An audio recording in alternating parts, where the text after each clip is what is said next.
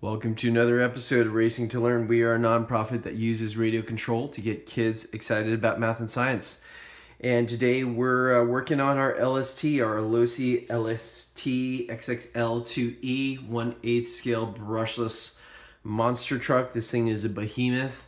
What we're doing today is we're actually going to convert from the stock 20 millimeter hubs to it would seem to be paradoxical, but we're going actually to a 17 millimeter hub, and that will allow us to mount our Pro-Line mashers. So, the thing is that the 20 millimeter hubs are pretty rare. I mean, pretty much you have to go with Losi wheels. So to really open up the options, we're going to go to a 17 millimeter, and 17 millimeters are pretty hard to strip unless you strip and deform the inside of these wheels, unless you put them on wrong, or if you're running insane amounts of power, maybe. But I haven't had a 17 millimeter strip on me yet, so that extra surface area given by the 20 millimeter hub doesn't seem to be too significant there. But then again, you can break any part with abuse. So, what we did here is we disassembled the hub. These come apart pretty easily. Actually, I'll do the other side because we still have those on, just to show you how they're done. So I'm gonna flip the truck around on our handy little empty nut container stand. Right, so you can see this here. Basically, we're going to just get the appropriately sized, and again, these are standard SAE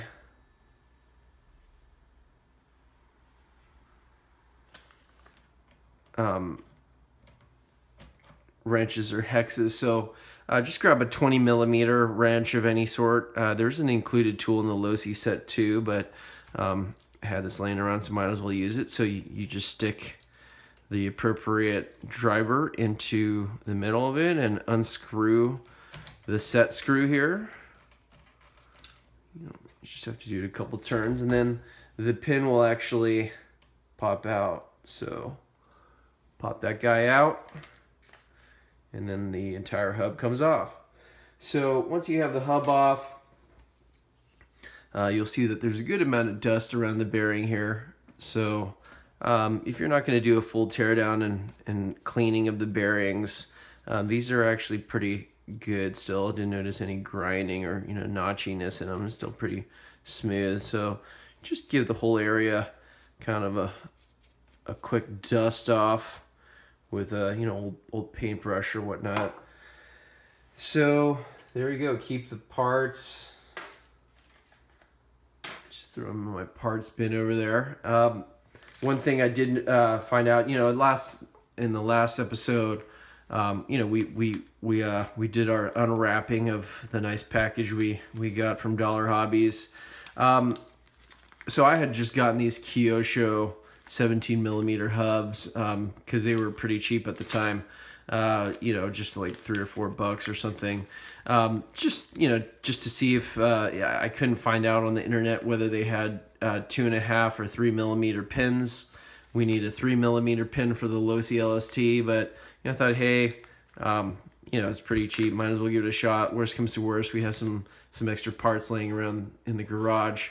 So I got these. They do have a 2.5 millimeter pin. So if you do have a Losi LST XXL2 or LST2, XXL aftershock, etc., these are not going to work for you probably. So definitely, if you have an XXL2 or XXL2E, you will need the 3 millimeter pins, and for that you will need the Losi set. That in this case we got the ones that come with the 8, the Losi 8. So these are indeed 3 millimeters. Just a tip for you guys. So we'll go ahead and get these out here.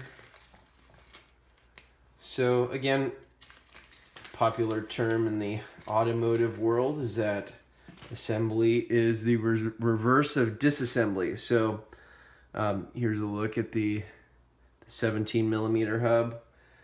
The center, the nut, the locking nut, is actually a 17 millimeter, so it should fit on. So we can stay with a red theme here. So we can retain those. We don't have to use the black ones that came with it, but all right, so all we have to do is line this up.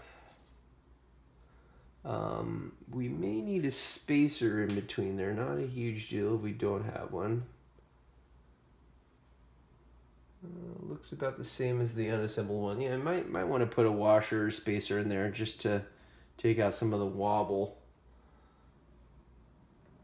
But it's pretty small. Whoops, pen fell out there. So yeah, there's a little more play than stock in the 20 millimeter.